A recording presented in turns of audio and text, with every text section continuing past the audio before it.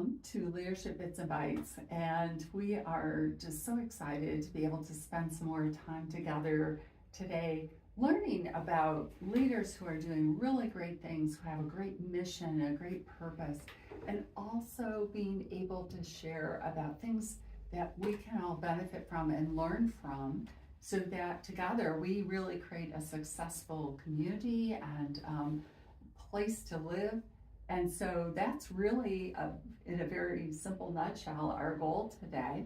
And we're very excited to have Della Fetzer with us, who is a plant biologist. She's an entrepreneur. She founded Horticulture, and you'll be learning more about that. And I really encourage you. Della has a great story and lots of insights and wisdom to share with us. So listen to the whole segment today, if even if you're busy, because you will not want to miss what you're going to have an opportunity to learn. And so we're going to look at a lot of things that she has gained and learned in her journey. So welcome, Della. Thank you for being a guest on our show. Thank you so much. Pressure's on. I'm excited. Yeah, and so we get to uncover it together. So I think my first question is, tell us about Horticulture. What is that? Yeah, so some plants can't be produced from seeds. So whether that's plants that go into our gardens that are flowering plants, or trees that would get planted on an orchard, lots of plants in the conservation community actually don't produce enough seeds to sustain their population. So for lots of reasons, there's this core group of plants that can't be produced from seed. So that means that we need to find another way to produce those plants. And there's really kind of one of a few ways to do it, but it's all vegetative propagation. So you take a piece of the plant itself and then expose that plant to certain nutrients and hormones and environmental conditions, and then that plant can essentially grow more pieces of a plant that you can cut up into little pieces, and then it can sort of become more and more of itself, sort of like that snake plant in or the spider plant in the corner of the room over there. Yeah. So it's cloning itself and making more of itself without seeds. So that process often happens in a laboratory. And laboratories, as anyone who's ever worked with a laboratory, whether it's for a medical reason or in plant production, knows that labs are extremely expensive to work with, to contract, to own and operate. And so Horticulture is actually designing the first system to produce these plants in this way. That doesn't need a laboratory whatsoever. Wow. Yeah. And so what is your thought? I love that, and I want to unpack that some more. What kind of prompted you to explore this? Like what drew you to say, I want to really dedicate myself to creating this new process that you've come up with? Yeah. So my background is in plant biology, and I found myself leading this big commercial lab in Michigan where there are tons of garden plants produced every year. And I really fell in love with the people and the culture and sort of the horticulture culture, and then the like greater culture in plant production. So you've got agriculture and forestry sort of surrounding that. So that was the first thing. The other thing was falling in love with lean manufacturing. So getting really, really into, okay, what is the waste in this process? Why are we not able to cut costs further? Why can't we get rid of some of these steps that are really not adding value, but they're just so super necessary? And doing that sort of root cause analysis found that almost 80% of the costs associated with that lab process come from cleaning and sterilization Right. and preventing contamination. Like you would imagine in a laboratory, it has to be super clean, and Sure. you know, keeping things clean is very technical.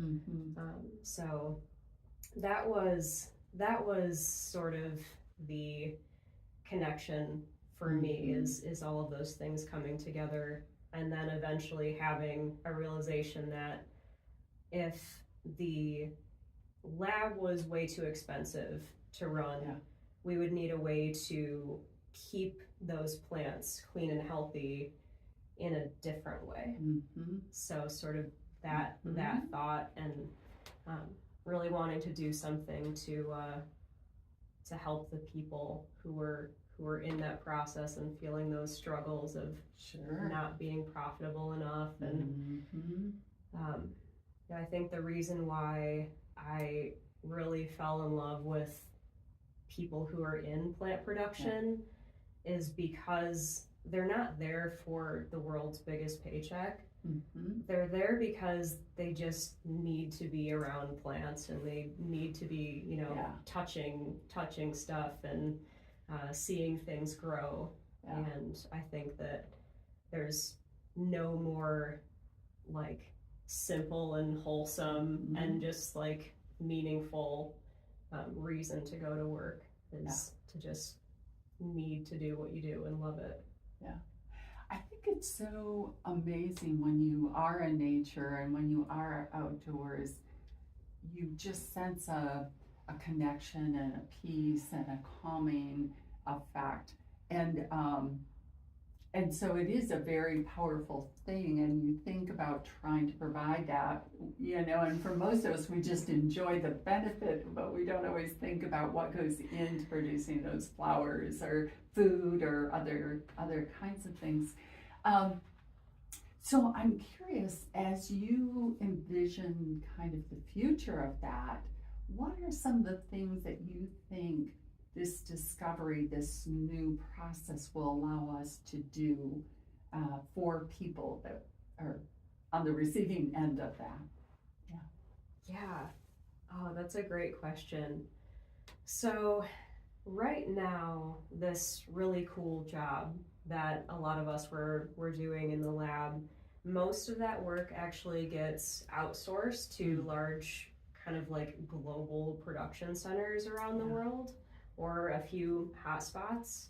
And what we are developing will actually enable very local on-site production at different farms and greenhouses, so that people who are actually very close to the plants themselves and will get to see them grow up, they'll actually get to participate in that process of creating those plants and then seeing them mature through the process.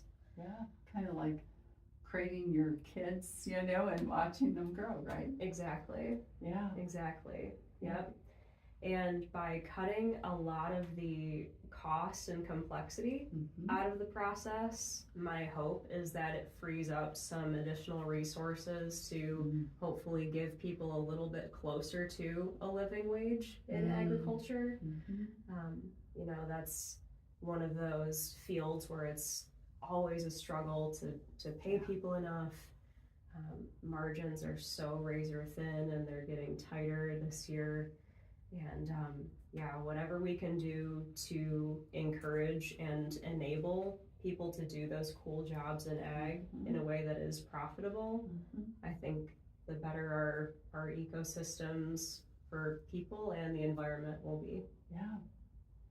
How do you see, or am I correct that this could translate from, let's say, decorative plants to food agriculture and those kinds of seeds, plants as well? Absolutely.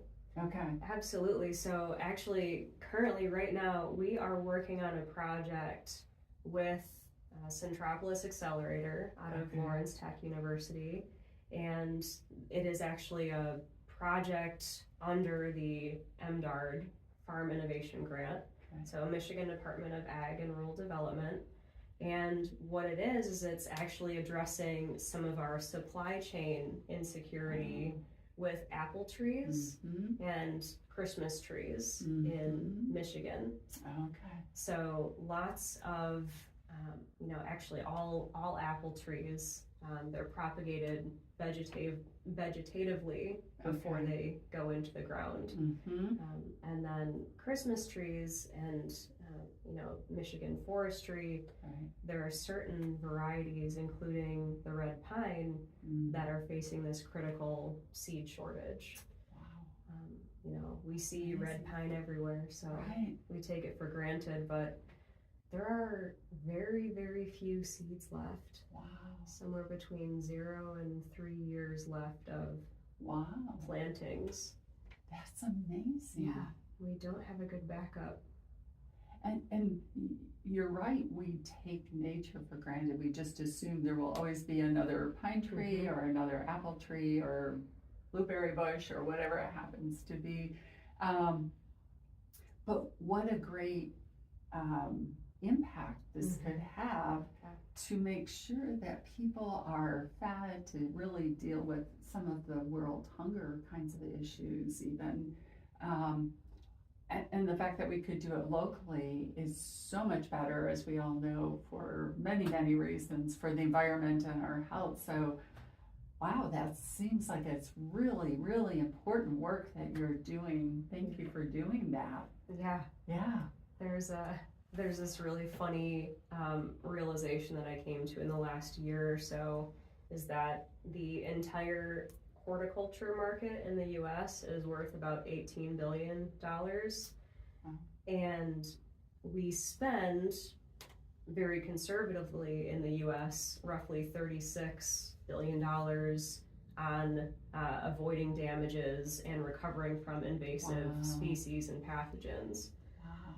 So the fact that we actually import most of our horticultural product starts, something doesn't quite add up there. So and the safety concerns are legitimate and important, but if there's a better way to do that, I wonder if you could speak for just a moment about a concept that, or a statement that I heard you make in your TED Talk presentation about process predicts results. Oh, sure. And I think that's a really fascinating concept that I'd like our listeners to be able to hear about. So could you kind of share a little bit about that? Yeah, sure.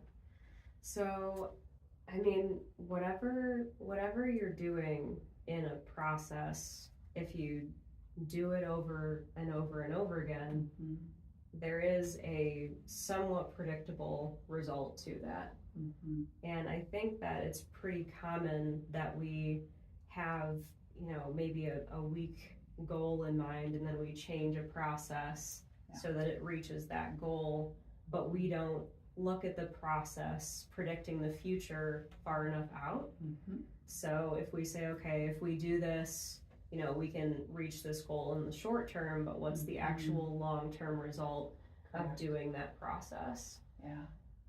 So maybe just a little bit more due diligence can predict, and prevent a lot of potential heartbreak there.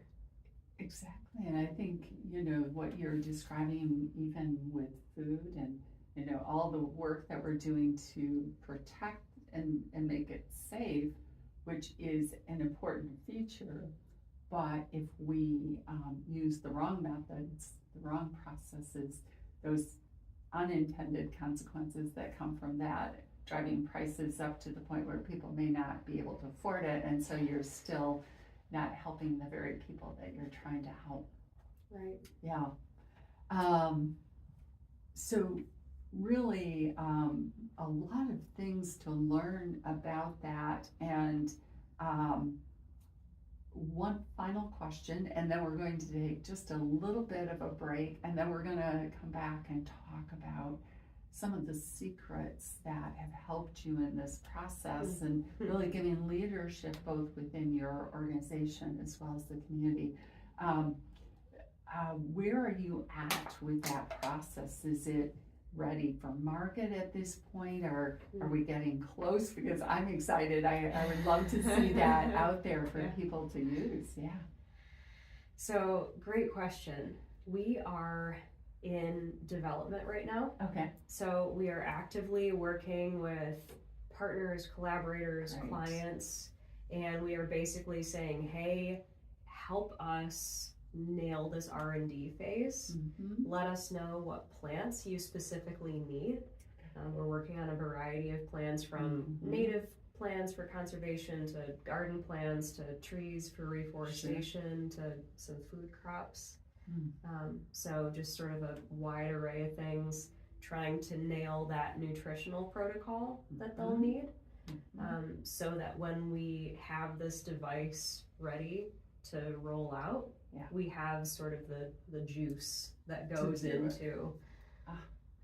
That is really exciting, and I think that's going to be a great segue into the second half of our conversation, where we talk more again about how those processes and that curiosity and so forth that is leading to this discovery also fits into that. So stay with us, and we're going to be back in just a moment for more of Leadership Bits and Bytes.